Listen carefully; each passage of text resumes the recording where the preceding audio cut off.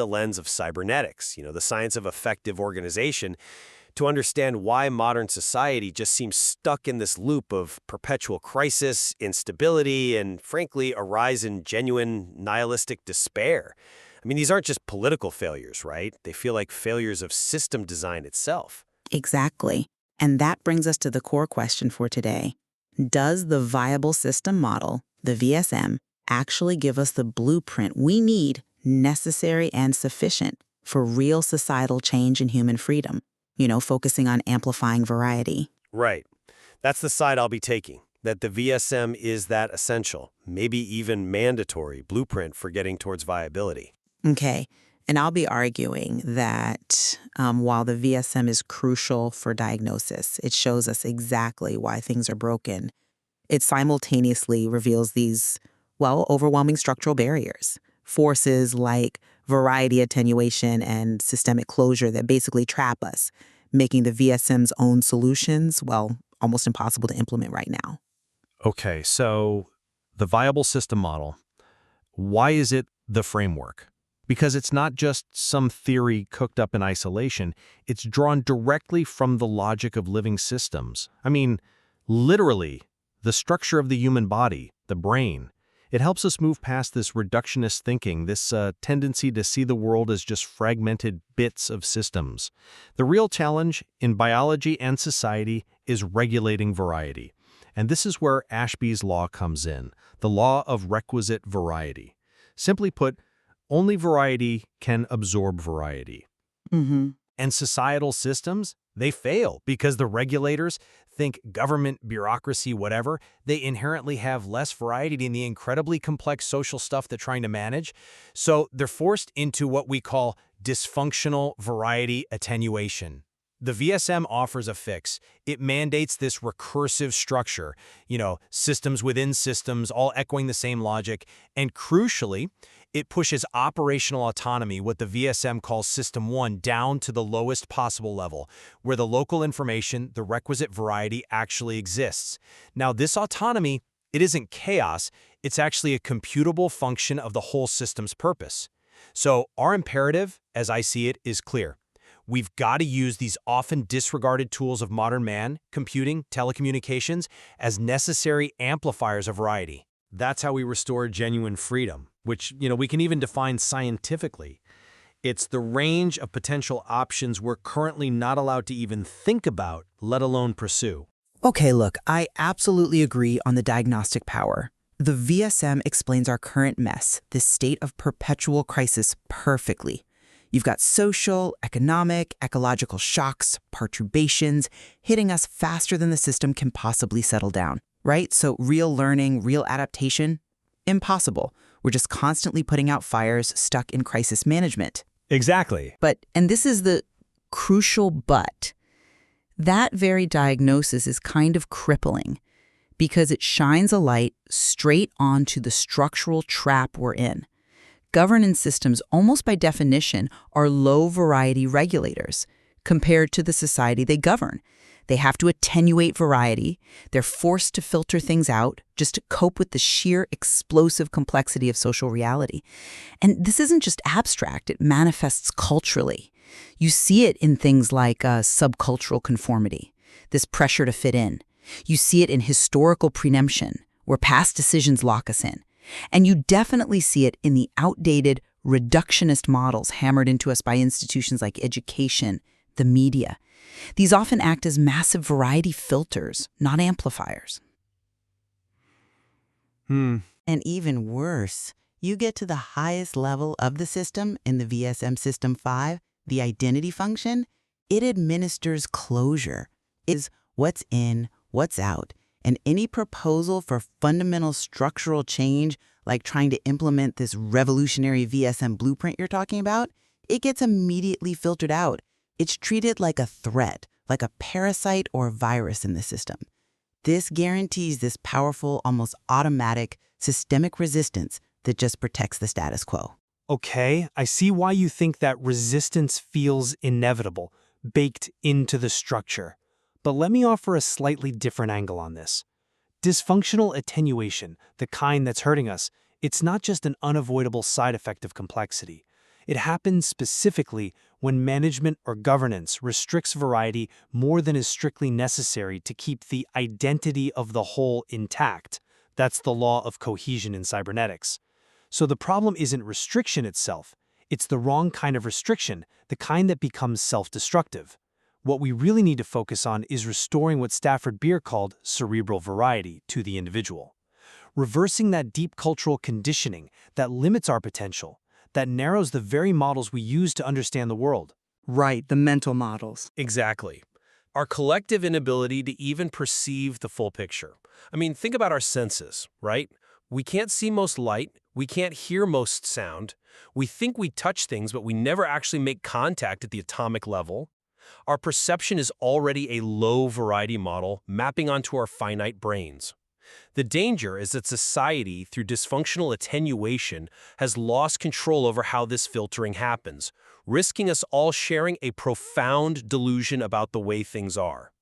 If we truly grasped that freedom is, literally, a computable function of the system's purpose and the variety available within it, we'd see the structural necessity is to amplify the variety available down at the System 1 level, where the action happens. That ensures high-quality decisions right there at the coalface. That's an interesting point about internal cerebral variety, though I'd frame its consequences differently. The cultural attenuation you're describing, I see that as the direct structural pathology leading straight to human despair, to nihilism. When society pushes these very narrow, low-variety models of success, this is the career you should have, this is the social role you fit into, it forces people into becoming, as Beer put it, unwitting victims of variety delimitation.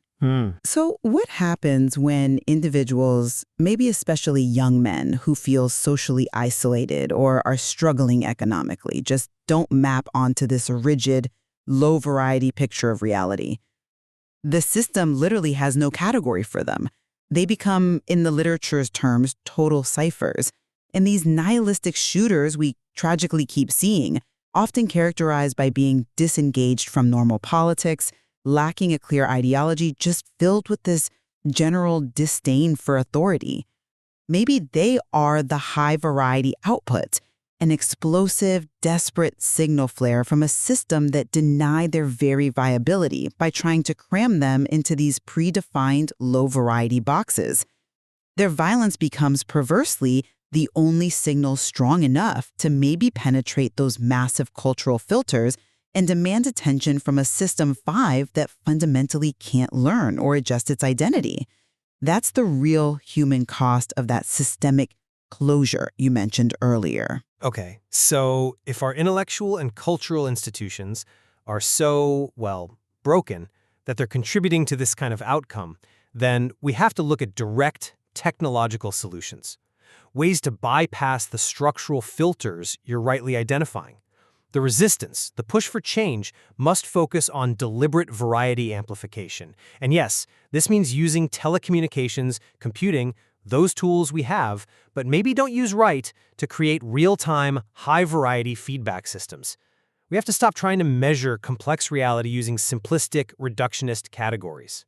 Like opinion polls asking yes-no questions? Exactly. Instead, we need ways of the people at that System 5 level, using non-reductionist input, like the idea of an algedonic meter, a feedback system measuring pleasure-pain, or maybe just simple affirmation denial, rather than forcing choices into predefined boxes.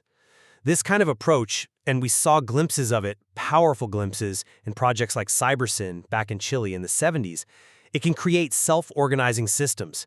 Systems where learning becomes almost unstoppable, mobilized by creative potential artists, intellectuals, people skilled in amplifying variety. The goal is a kind of cybernetic resistance that uses technology to boost regulatory variety, empowering individuals to actually redesign their own governance. Yeah, I'm sorry, but I just don't buy that the tools themselves guarantee liberation. Let me tell you why. History, especially recent history, shows that the very tools you hail as amplifiers get co-opted almost immediately for systemic constriction. Look at targeted advertising, data profiling, mass surveillance. These things already reduce individual choice. They ingrain prescribed models. They make people predictable, vulnerable, controllable. The existing system is using advanced computing right now to reduce variety, not amplify it. But that's a misuse of the tool, not a flaw in the tool itself. Maybe, but the systemic tendency is towards control. The core problem isn't that we lack the technology, like an algedonic meter. It's the structural trap administered by that System 5 closure.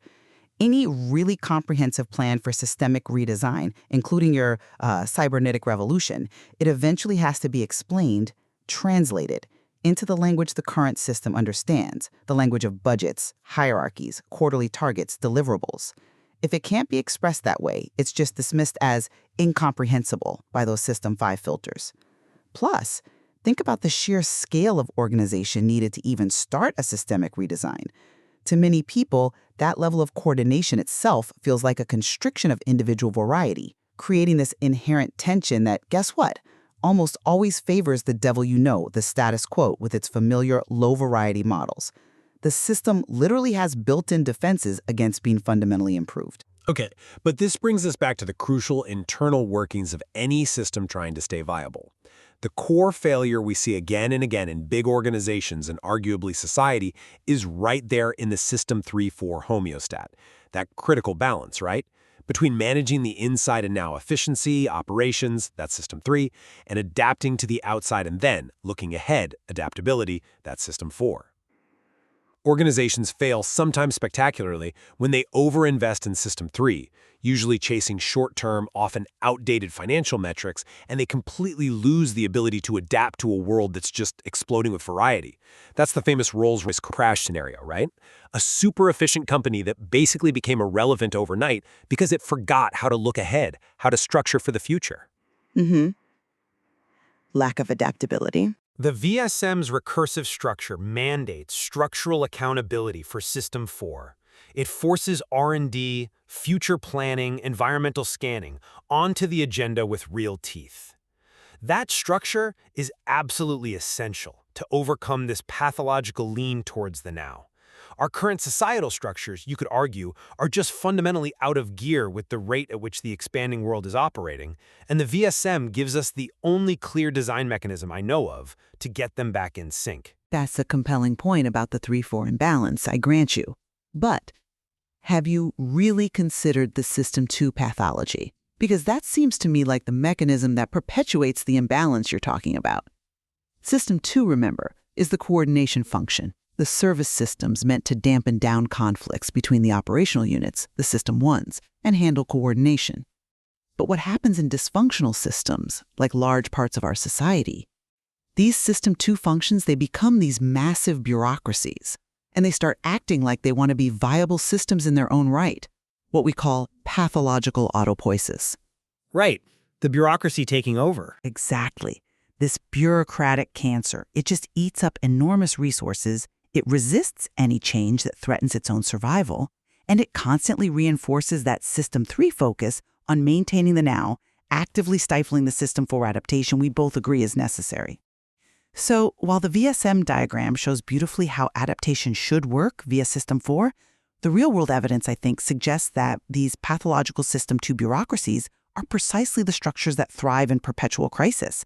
They actually ensure the systemic failure continues, often by insisting on using ineffective, outdated models, because those models are what justify the bureaucracy's own existence. That bureaucratic impulse is fundamentally hostile to the kind of agility System 4 needs. But look, System 2 only becomes that kind of problem when it lacks an effective metasystem. Systems 3, 4, and 5 above it enforcing its role as a service function, not a control function. The VSM, ultimately, is a model for self-organization. It proves, I believe, that the capacity for change lies in using technology smartly to amplify regulatory variety right down at the grassroots level. We have to recognize that the old, rigid, failing hierarchies are just fundamentally unstable